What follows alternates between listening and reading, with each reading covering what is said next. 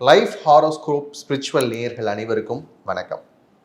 நாம் தமிழ் புத்தாண்டு ராசி பலன்கள் பார்க்க போகிறோம். அந்த வகையில் விஸ்வாவசு வருடத்திலிருந்து பிராபவ வருடத்திற்குள்ளாக உள்ள நுழைஞ்சிருக்கிறோம். இப்போ தமிழ் வருட பிறப்பு அப்படின்னு சொன்னாலே இதை எப்படி தீர்மானிக்கிறாங்க அப்படின்னு பார்த்தீங்கன்னா, சூரியன் பயணிக்கக்கூடிய அந்த திசையை வச்சு தான் ஒவ்வொரு மாதமும் நாம் கணக்கிடுறோம். அந்த வகையில் சித்திரை மாதம் அப்படிங்கிறத நாம் தமிழ் வருட பிறப்பாக கொண்டாடி கொண்டே வருகிறோம். அது இடையில சில மாற்றங்கள் கொண்டு வந்தாலும் சித்திரை அப்படின்னு சொல்றது ஆரிய மாயையினால் வந்தது அப்படின்னு சொல்லி சில தமிழ் அறிஞர்கள் எல்லாம் சொல்லியிருந்தாலும் கூட சூரியனுடைய நகர்வுகள் வைத்து பார்க்கும்போது சித்திரை தான் தமிழ் வருட பிறப்பாக கொண்டாடப்படுது. அதுல 60 ஆண்டுகள் நமக்கு சொல்லி வச்சிருக்கிறாங்க தமிழ் வருட பிறப்புல.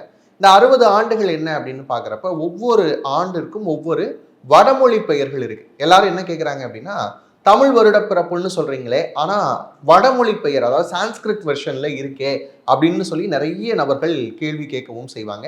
எல்லாருக்குமே நமக்கு என்ன இருந்திருக்கு அப்படின்னு பார்த்தீங்கன்னா, தமிழ் பெயர்களும் இருந்திருக்கு. இப்போ இந்த பராபவ வருடம் அப்படின்னு சொல்றதுக்கு தமிழ் பெயர் என்ன அப்படின்னு பார்த்தீங்கன்னா, அருத்தோற்றம் அப்படிங்கிற பெயர். பொதுவாகவே அருள் அப்படின்னு சொன்னாலே நமக்கு எல்லாருக்குமே தேவைப்படக்கூடிய விஷயம். வள்ளுவர் கூட ரொம்ப அழகா சொல்லுவாரு, பொருளில்லார்க்கு இவ்வுலகம் இல்லை, அருள் இல்லாருக்கு அவ்வுலகம் இல்லை அப்படின்னு சொல்லுவாங்க. இப்ப வள்ளுவர் சொல்லி வச்சிருக்கக்கூடிய குறள்ல இருந்து எடுத்து பார்த்தாலுமே அருள் அப்படின்னு சொல்லக்கூடிய பிளெஸ்ஸிங்ஸ் அப்படிங்கிறது எல்லாருக்குமே தேவைப்படும். அப்படியான ஒரு தமிழ் வருடமாகத்தான் இந்த பராபவ வருடம் இருக்க போகுது அப்படின்னு பார்க்கலாம். இந்த அருட்தோற்றம் எதுக்கெல்லாம் அருள் அப்படின்னு பார்க்குறப்ப முக்கியமா விவசாயத்திற்கான அருள் அப்படின்னு எடுத்துக்கலாம். ஏன் அப்படின்னா இந்த பராபவ வருடம் விவசாயத்திற்கு செழிப்பான வருடமாக கொண்டாடப்படுது. முக்கியமா பார்த்தீங்க அப்படின்னா மழையினுடைய சுழற்சி ரொம்ப நல்லா இருக்கும் அப்படிங்கிறதுனால ரெயின்ஃபால் நிறைய இருக்கும் அப்படிங்கிறது எதிர்பார்க்கப்படுது. அதனால பார்த்தீங்கன்னா அக்ரிகல்ச்சர் அடுத்த லெவலுக்கு போகும் அப்படிங்கிறத நம்பி இருந்தாங்க. கால்நடைகளுடைய பராமரிப்பில் மட்டும் கொஞ்சமா கவனம் தேவை அப்படிங்கிறத நம்முடைய பழம் பாடல்கள் வெண்பாக்கள் எல்லாமே சொல்லி வைக்கப்பட்டிருக்கு. அப்படிப்பட்ட ஒரு இனிமையான வருடம் தான் இந்த பராபவ வருடம். இதுல நிறைய விஷயங்கள்ல நம்ம எப்படி எடுத்துக்கணும் அப்படின்னா, இந்த பராபவ வருடத்தினுடைய குணத்தை அறிஞ்சுக்கிறதுக்கு இப்போ ஒரு ராஜசபை இருக்குன்னு வச்சுக்கோங்க. ஒரு அரண்மனை, அந்த ராஜசபை இருக்கு அப்படின்னா அதுல ஒரு ராஜா இருப்பார்ல. இந்த வருடத்தினுடைய ராஜா யார் தெரியுமாங்க? குரு பகவான், மன்னவன், பொன்னவன், பிரகஸ்பதி அப்படின்னு சொல்லக்கூடிய குரு ராஜபீடத்துல இருக்கிறார். அப்ப எப்படியான ஒரு வருடமாக இது இருக்கும் அப்படிங்கறத நீங்க பாத்துக்கோங்க. சரி, ராஜா அவர் இருக்கிறார் அப்படின்னா ஒரு அமைச்சர் இருக்கணும்ல. ராஜாக்கு அப்பப்ப இதெல்லாம் செய்யுங்க அப்படின்னு சொல்றதுக்கு ஒரு அமைச்சர் இருப்பாங்க இல்லையா? அப்படிப்பட்ட அமைச்சர் இந்த தடவை யார் வருதா அப்படின்னு பாத்தீங்கன்னா, மனோகாரகன்னு சொல்லக்கூடிய சந்திரன் வரார். அப்ப என்ன பண்ணுவாரு? அவரே மேகாதிபதியாகவும் வரார். மேக அதிபதி, அப்ப மழை பொழிவையும் கொடுப்பார். அதே நேரத்துல பாத்தீங்க அப்படின்னா மக்கள் கிட்ட இருக்கக்கூடிய மனநிலை மாற்றங்களையும் கொடுப்பார் அப்படிங்கிறத பார்த்துக்கணும். அடுத்து சேனாதிபதி அப்படின்னு எடுத்துக்கிட்டீங்கன்னா சூரியன், நிர்வாகத்திற்காக சூரியனும் வராரு. அதே தானியாதிபதி அப்படின்னு எடுக்கிறப்ப செவ்வாய் வரார். அப்ப விளையக்கூடிய தானியங்கள் எல்லாத்துக்குமே யார் பொறுப்பு? செவ்வாய் பொறுப்பு. அதை நிர்வாகப்படுத்துறதுக்கு சூரியன் பொறுப்பு அப்படிங்கிற மாதிரியான விஷயங்கள் பார்க்குறோம். இப்போ இந்த வருடம் ரொம்பவுமே சிறப்பாக இருக்க போது. முக்கியமாக ஏற்கனவே சொன்ன மாதிரி உணவுத்துறை அப்படிங்கிற விஷயம் ரொம்ப கொடிகட்டி பறக்க போகுது அப்படின்னு சொல்லலாம். குறிப்பா மிளகாய், துவரம் பருப்பு மாதிரியான இருக்கக்கூடிய தானியங்களா இருக்கட்டும். அதுக்கப்புறம் பாத்தீங்க அப்படின்னா நெல், கரும்பு, வாழை இதுக்கெல்லாம் நல்ல விளைச்சல் இருக்கக்கூடிய ஆண்டாக இது அமைய போகுது. அது மட்டும் இல்லாம இதுல இன்னொரு இம்பாக்ட் இருக்கும்ல. அப்படி பாக்குறப்ப அரசியலில் உலகாவிய அளவுல நிறைய மாற்றங்கள் கொண்டு வரக்கூடிய அமைப்பு தான் இந்த அமைப்பு. அதுவும் குரு ராஜாவாக இருக்கிறதுனால மக்களுடைய குறைகளை கேட்கக்கூடிய அரசாக எல்லா இடங்களிலும் அமைவதற்கான வாய்ப்பு இருக்கு. அது மட்டும் இல்லாம நிறைய இடங்களில் போராட்டங்கள், கிளர்ச்சிகள் உண்டாகுவதற்கான வாய்ப்பு இருக்கு. அது மட்டும் இல்லாம என்னுடைய நாடு, என்னுடைய இனம், என்னுடைய மொழி அப்படின்னு சொல்லிட்டு என் நாடு, என் உரிமை மாதிரியான அந்த ஹேஷ்டாக்ஸ் எல்லாமே உலகளாவிய அளவுல உருவாகக்கூடிய அமைப்பும், என்னுடைய நாடு எனக்கானது அப்படின்னு சொல்லக்கூடிய ஒரு இனமான உணர்வும் உருவாகக்கூடிய அமைப்புகள் எல்லாம் இந்த பராபவ ஆண்டு அப்படின்னு சொல்லக்கூடிய விஷயங்கள்ல அமைஞ்சிருக்கு. இதுதான் பொது பலனாக நம்ம பார்க்கிறோம். இது இருந்தாலும் கூட ஒரு ராசிக்கும் என்னங்க, என் ராசிக்கு நல்லா இருக்குமா அப்படிங்கிற எதிர்பார்ப்பு தான் எல்லாருக்குள்ளயுமே இருக்கும். அந்த வகையில மேஷத்துல இருந்து மீனம் வரைக்கும் இருக்கக்கூடிய நபர்களுக்கு எப்படி இருக்க போகுது இந்த பராபவ ஆண்டு அப்படிங்கிறத பார்க்க போறோம்.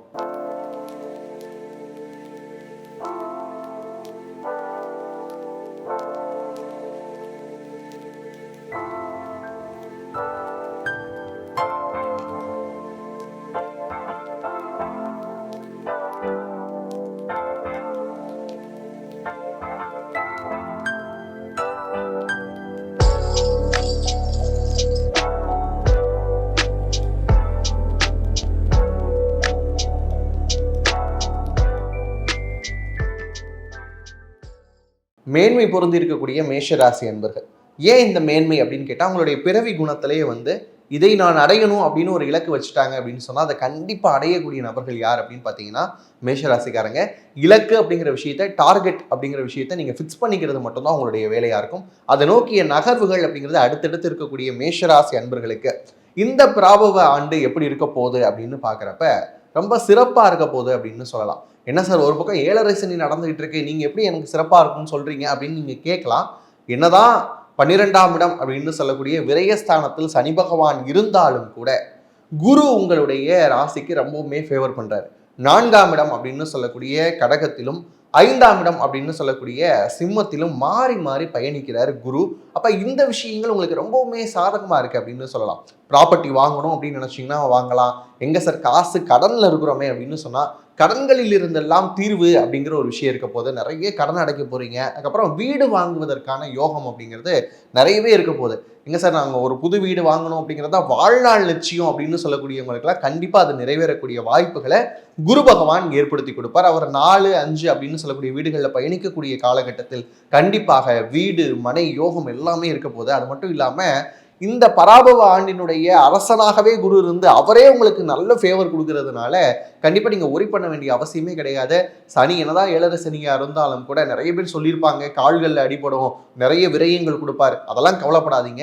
ஏன் அப்படின்னா குருவினுடைய அருள் இருந்துருச்சு அப்படின்னு சொன்னால் சனியால் செயல்பட முடியாது. அந்த விஷயத்தில் ரொம்ப கவனமாக இருக்க வேண்டிய அமைப்பு அப்படின்னு பார்த்தீங்கன்னா மேஷராசிக்காரங்களுக்கு. அதனால கவலைப்படாதீங்க. அடுத்த விஷயம் என்ன அப்படின்னு பார்க்குறப்ப நிறைய பேர் வந்து குழந்தை பிறப்பு அப்படிங்கிற விஷயத்திற்காக ஏங்கிக்கிட்டே இருப்பாங்க.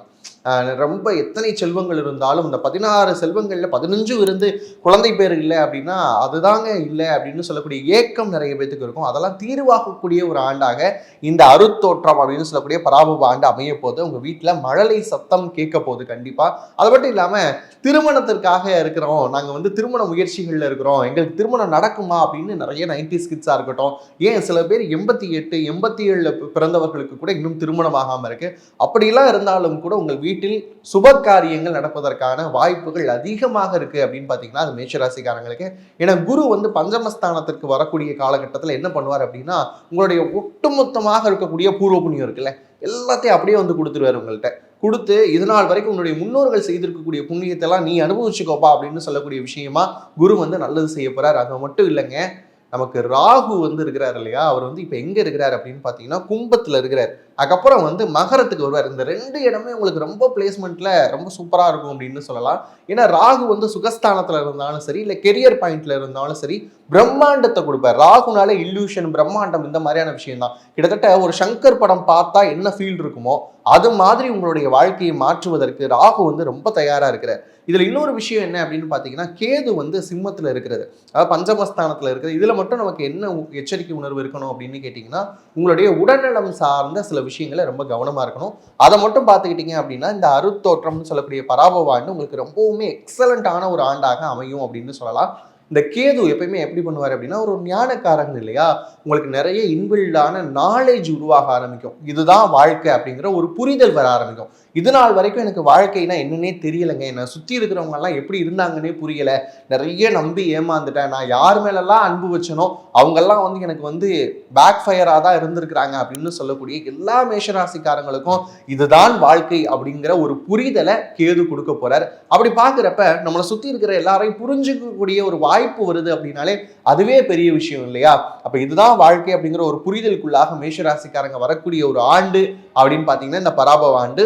உங்களுடைய வாழ்க்கையில இந்த பராபவ ஆண்டு நீங்க மறக்கவே போறது இல்லை. ஏன் அப்படின்னா நிறைய அனுபவங்கள் கிடைக்க போகுது.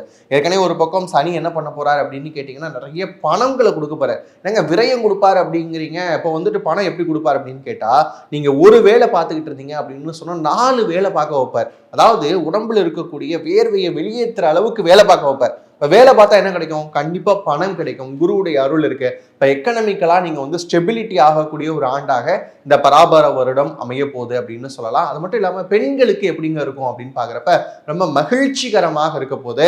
கணவன் மனைவி அப்படின்னு சொல்லக்கூடிய விஷயங்கள்ல கொஞ்சம் விட்டு கொடுத்து போகிறது நல்லது. மேஷராசி பெண்கள் சட்டுன்னு பேசிடாம சில விஷயங்களை யோசிச்சு பேசுங்க. அது மாதிரி குழந்தைகள் குறித்த நிறைய கவலைகள் அகல போதுங்க. குழந்தைகளை பத்தி எந்த நேரமும் கவலைகள்ல இருந்தீங்க அப்படின்னு சொன்னா அதெல்லாம் விட்டுட்டு நல்லபடியான வாழ்க்கைக்கு அடுத்த கட்டம் கனவெல்லாம் பலிக்குதே அப்படின்னு சொல்லக்கூடிய ஒரு காலகட்டமாகத்தான் இந்த பராபவ ஆண்டு உங்களுக்கு அமைய போகுது அப்படின்னு சொல்லலாம். எல்லாம் சொல்லிட்டீங்க. இந்த மேஷராசிக்காரங்க நாங்கெல்லாம் சில பேர் காதல்ல இருக்கிறோம், எங்களுக்கு ஏதாவது சொல்லுங்க அப்படின்னு நீங்க கேட்கறது நம்மளுக்கு புரியுது. காதல் சார்ந்த விஷயங்கள்ல கொஞ்சம் கவனமா இருக்கணும். ஏன் அப்படின்னு பாத்தீங்கன்னா சில ஈகோ கிளாஷஸ் வர்றதுக்கான வாய்ப்புகள் இருக்கு. நீயா நானா அப்படின்னு சொல்லக்கூடிய போட்டிகள் வருவதற்கான வாய்ப்பு இருக்கு. அதெல்லாம் தவிர்த்துட்டு லவ்வரா இருக்கட்டும், ஒய்ஃபா இருக்கட்டும், 2 பேர்கிட்டையும் ஒரு வெள்ளை பெட்ஷீட் எடுத்து வச்சுக்கோங்க. அதான் வெள்ளை கொடி காட்டக்கூடிய அந்த அமைப்பு இருந்துருச்சு அப்படின்னு சொன்னா மேஷம் காதல் வாழ்க்கையில ரொம்பவுமே இனிமையா இருக்கலாம் அப்படிங்கிற விஷயத்த பார்க்கலாம். சரி, இந்த பராபவ ஆண்டை இன்னும் சிறப்பாக மாற்றுவதற்கு ஏதேனும் வழிபாடு இருக்கிறதான்னு சொன்னா இருக்குங்க. பழனியில் இருக்கக்கூடிய முருகன் உங்களுடைய தலையெழுத்தை மாற்றுவதற்காக காத்துக்கிட்டே இருக்கிறார். ஏன் அப்படின்னு பார்த்தீங்கன்னா அங்க இருக்கக்கூடிய முருகனுக்கு பண்டாரம்னு பேரு. பண்டாரம்னா என்ன அர்த்தம்? நம்ம பண்டாரம்னு சொன்னாலே நம்ம தவறான புரிதல்ல நினைச்சுக்கிறோம். பண்டாரம்னா எல்லா செல்வங்களையும் தன்னிடத்திலே வைத்திருக்கக்கூடியவன் அர்த்தம். இப்ப சகல செல்வங்களும் வைத்திருந்தாலும் ஆண்டிகோலத்தில் இருக்கக்கூடிய முருகனை நீங்கள் தரிசித்தீர்கள் அப்படின்னு சொன்னா வாழ்க்கையில் அடுத்தடுத்து ஏறுமுகம் தான். ஆறுமுகத்தை வணங்கிய எல்லா நபர்களுக்கும் வாழ்க்கையில் ஏறுமுகம் தான் அமைய போகுது அப்படிங்கிறத பார்க்க போறோம். இந்த அருத்தோற்றம் அப்படிங்கிற ஆண்டு உங்களுக்கு சிறப்பான ஆண்டாக அமைய வாழ்த்துக்கள். இதுவரைக்கும் பார்த்தது எல்லாமே பாத்தீங்கன்னா பொது பலன்கள் தான். இதுவே உங்களுடைய வாழ்க்கையில நிறைய விஷயங்கள் பொருந்தி போற மாதிரி இருந்தாலும் கூட சில நபர்களுக்கு என்னுடைய பர்சனல் ஹாரோஸ்கோப் எப்படி இருக்கு அப்படின்னு தெரிஞ்சுக்கணுங்கிற ஆர்வம் இருக்கும். திருமணம் அப்படிங்கிற விஷயம் எப்போ நடக்கும், குழந்தை பிறப்பு தடையாகிக்கிட்டே இருக்கு, கிடைக்குமா அப்படிங்கிற ஒரு ஆவல் இருக்கும். அதுக்கடுத்து பாத்தீங்கன்னா வேர்ல்ட்ல நான் டிராவல் போகலான்னு நினைக்கிறேன், ஆனா இப்ப இருக்கக்கூடிய சூழல் அப்படின்னு பாக்குறப்ப நிறைய வார்ஸ் நடந்துகிட்டு இருக்கு, நான் சேஃபா டிராவல் போயிட்டு வர முடியுமா, இந்த மாதிரியான விஷயங்களா இருக்கட்டும். மெடிக்கல் ஆஸ்ட்ராலஜி, நியூமராலஜி அப்படின்னு சொல்லக்கூடிய நம்பர் ஆஃப் சர்வீசஸ் நம்முடைய www.lifehoroscope.in அப்படின்னு சொல்லக்கூடிய வெப் பேஜ்ல அவைலபிளா இருக்கு. நீங்க பார்த்துக்கலாம். பார்த்துட்டு உங்களுக்கு தேவையான பர்சனலைஸ்டு ஹாரோஸ்கோப் அப்படிங்கிறத ஹேண்ட் ரிட்டனாகவும் நீங்க வாங்கிக்கலாம். பழமையும் புறக்கணிக்காம புதுமைக்கும் புதுமையாக நாங்க ஹேண்ட் ரிட்டன் அப்படிங்கிற விஷயத்தை திருப்பி கொண்டு வந்துகிட்டு இருக்கிறோம். இது மாதிரியான சர்வீசஸ் அவைலபிள் இருக்கு. நம்ம வெப்சைட் பேஜை விசிட் பண்ணி பாருங்க. இது மாதிரியான இன்னும் புதுமையான காணொளிகளோடு உங்களை சந்திக்கும் வரை உங்களிடமிருந்து விடைபெறுவது நான் உங்கள் பாலுவானந்த். நன்றி, வணக்கம்.